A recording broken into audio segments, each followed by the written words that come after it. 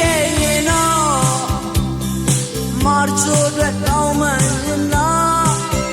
တို့တို့မလားမြင်လိုက်ပါလားကိုမင်းရှင်မောက်ရောက်တဲ့အချိန်မှာတို့တို့မလားမြင်လိုက်ပါလားကိုမင်းရှင်မောက်ရောက်တဲ့အချိန်မှာကိုမင်းရှင်မောက်ရောက်တဲ့အချိန်မှာ